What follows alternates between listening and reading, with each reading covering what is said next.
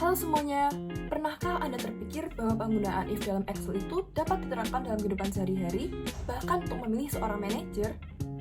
Hari ini, saya, Lilian, Jesslyn, Enrico, dan juga Kenneth akan membuat sebuah video pembelajaran terkait dengan penggunaan if sederhana, if kompleks, if bertingkat, dan juga mengolah tabel dengan sum. Check this out! Di sebuah kota kecil di Indonesia, terdapat sebuah perusahaan besar yang menjual jenang kudus bernama Kagura Kudus. Perusahaan Kagura Kudus sedang melakukan seleksi untuk menentukan siapakah di antara ke-1000 karyawannya yang layak menjadi manajer berikutnya. Bapak manajer pun mengambil 15 karyawan yang memiliki jumlah penjualan terbanyak dan memiliki reputasi tinggi dalam pekerjaannya.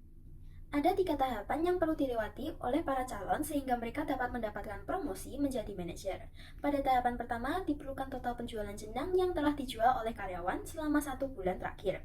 Bila karyawan telah menjual jenang lebih dari 30 kali penjualan, maka karyawan lolos ke babak selanjutnya. Sedangkan bila karyawan tidak menjual jenang lebih dari 30 kali, maka karyawan dinyatakan gugur. Dari tahap 1 ini didapatkan tabel sebagai berikut. Seleksi tahap 1 dibantu oleh rumus if sederhana yang diterapkan pada Excel, di mana rumus yang dipakai adalah sama dengan if, kurung buka, B4, lebih besar sama dengan 30, kutip lolos, kutip tidak lolos, kurung tutup. Di mana B4 adalah letak total penjualan seorang karyawan pada tabel. Maka bila B4 lebih besar dari 30, karyawan lolos, sedangkan bila tidak, karyawan tidak lolos. Pada tahapan ini, ada 5 orang yang tidak lolos dan gugur. 15 orang yang lolos tahap pertama masuk ke dalam tahap kedua. Nah, di tahap kedua ini, 15 orang terpilih diberi sebuah tantangan baru. Mereka diberi waktu 10 hari untuk memperluas target pasar dan menjual produk jenang Kagura Kudus sebanyak-banyaknya di sana. Bila jumlah pembelian meningkat hingga 50% dari jumlah awal pembelian dalam wilayah tersebut, maka calon dinyatakan lolos. Namun, jika tidak mencapai angka tersebut, maka calon dinyatakan tidak lolos. Ke-15 karyawan terpilih ini pun kembali menunjukkan keahliannya masing-masing. Berikut adalah cara menghitung data perolehan penjualan dari ke-15 karyawan. Pada tahap ini, ada 10 orang yang tidak lolos sehingga ada 5 orang yang lanjut pada tahap berikutnya. Berikut ditampilkan tabel tahap 2 seleksi manajer. Di sini bisa kita lihat sudah didapatkan data penjualan awal dan juga data penjualan setelahnya. Nah, setelah ini langkah berikutnya kita memerlukan berapa kenaikannya dan berapa persentase kenaikannya. Di sini perhitungan dibantu menggunakan rumus sederhana, yaitu untuk mencari selisihnya menggunakan sama dengan penjualan setelah dikurangi penjualan awal. Nah, untuk mencari persentasenya menggunakan sama dengan kurung buka penjualan setelah dikurangi penjualan awal, kurung tutup dibagi penjualan sebelum kurung tutup. Lalu data diberi persen. Berikutnya, untuk mencari tahu satu lolos tidaknya digunakanlah bantuan dari rumus if kompleks, yakni sama dengan if kurung buka or kurung buka F4 lebih besar sama dengan 60, titik koma, F4 lebih besar sama dengan 50%, kurung tutup, titik koma, tanda kutip lolos, tanda kutip, titik koma, tanda kutip tidak lolos, tanda kutip, kurung tutup. Di mana E4 adalah jumlah kenaikan dari calon A dan F4 adalah persentase kenaikan dari calon A. Untuk mencari data berikutnya, mudah saja tinggal menggunakan kotak kecil di sudut kanan, lalu tarik ke arah bawah. Data pun sudah selesai diproses. Jadi pada tahap ketiga, 5 calon manajer akan kita tingkat kepintarannya dalam menyelesaikan sebuah masalah. Masing-masing akan diwawancari oleh 3 orang juri dan kemudian diberikan sebuah masalah untuk diselesaikan. Para juri akan menilaikan dari beberapa aspek, berikut adalah aspek-aspeknya. Total poin maksimal itu 100, ada 4 aspek, tiap poin itu dinilai 25 poin. Kalau poinnya lebih banyak dari 90 itu poinnya A, lebih besar dari 80 atau B, lebih besar dari 70 itu C, lebih besar dari 60 itu D, kurang dari 60 dan ke bawah itu E. Jadi saya akan menjelaskan tentang rumus if pada Microsoft Excel, lebih tepatnya mengenai rumus if bertingkat. Penggunaan fungsi if yang semacam ini biasa kita sebut dengan rumus if bertingkat, rumus if berjenjang, rumus if bercabang, rumus if majemuk atau nested if function. Sebenarnya untuk menggunakan rumus ini itu tidak sulit. Sebelum membuat rumusnya, yang penting itu kita harus memahami dulu logika atau kondisi atau kriteria yang akan kita gunakan. Selain itu kita juga harus menguasai dan setidaknya tahu tentang operator perbandingan pada rumus Excel. Sebagai bahan pembahasan, aku akan melakukan konversi nilai interview dari calon-calon manajer di perusahaan Kagura. Dari ini Excel ini kita ingin 0 ke 59 itu ke konversi jadi E, 60 ke 69 jadi D, 70 ke 79 jadi C, 80 ke 89 jadi B, 90 ke 100 jadi A. Selanjutnya setelah menentukan tentang nilai masing-masing, kita susun rumus if bertingkat. Untuk rumusnya kita ini pakai rumus yang ini. Setelah selesai tinggal di enter, terus tinggal di copy ke bawah. Ini sudah muncul semuanya. Jadi if tadi itu kita gunakan untuk menentukan apakah mereka dapat nilai A, B, atau C menurut nilai yang jadi misalnya tadi yang ada dapat 75 itu kita pakai rumus tadi sehingga konversi jadi C. Bisa dilihat dari data yang tadi, kalau calon E itu mendapatkan nilai yang paling banyak sehingga dia menjadi manajer yang baru. Selama seleksi terjadi, Pak Manajer menyuruh salah satu bawahannya untuk mencatat berbagai macam data dari seleksi yang dilakukan. Pada tahap seleksi pertama, Pak Manajer menyuruh bawahannya untuk mencatat jumlah penjualan, jumlah calon, rata-rata penjualan, penjualan terbesar, dan penjualan terkecil.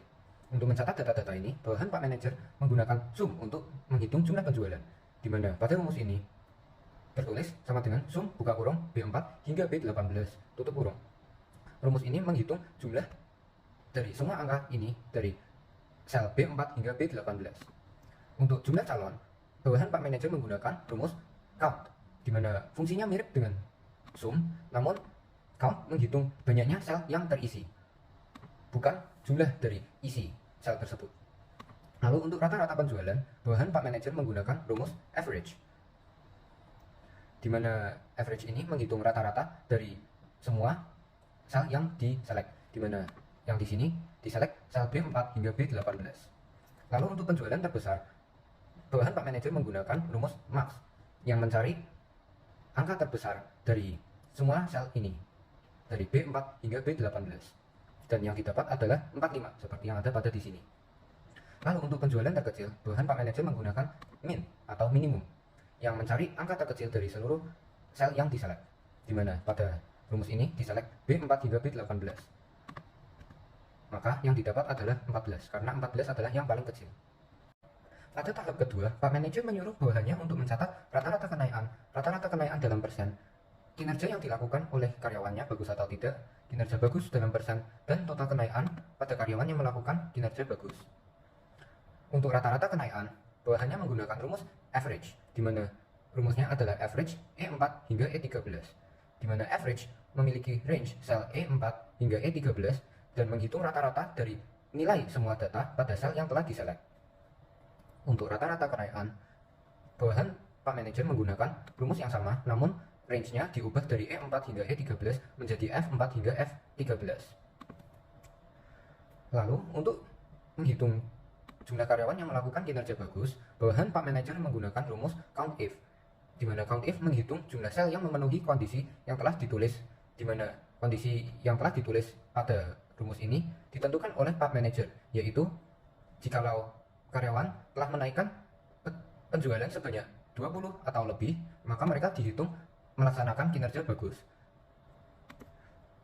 Pada kinerja bagus biasa memiliki range E4 hingga E13, dan kita dapatkan bahwa ada 7 karyawan dari Pak Manajer yang melaksanakan kinerja bagus. Untuk kinerja bagus dalam persen, fungsi dan rumus yang digunakan kurang lebih sama, namun Pak Bos mengganti ketentuannya dari 20 jualan menjadi penaikan sebanyak 45%, dan range-nya berubah dari E4 hingga E13 menjadi F4 hingga F13.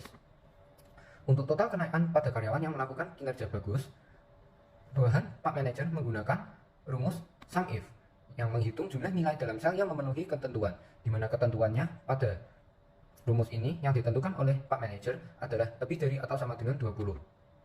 Maka rumus ini menghitung semua penjumlahan dari semua nilai pada sel E4 hingga E13 yang melebihi 20 atau sama dengan 20, dan hasil yang kita dapatkan adalah 206.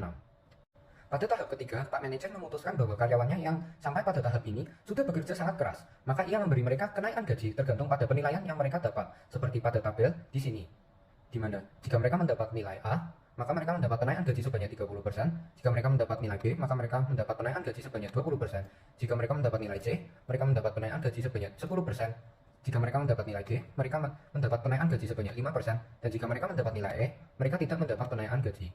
Untuk menghitung hal ini, bawahan Pak Manajer menggunakan if bertingkat, di mana rumusnya adalah seperti yang bisa dilihat di sini. Pada rumus ini, kita lihat bahwa E2 adalah sel yang diselect.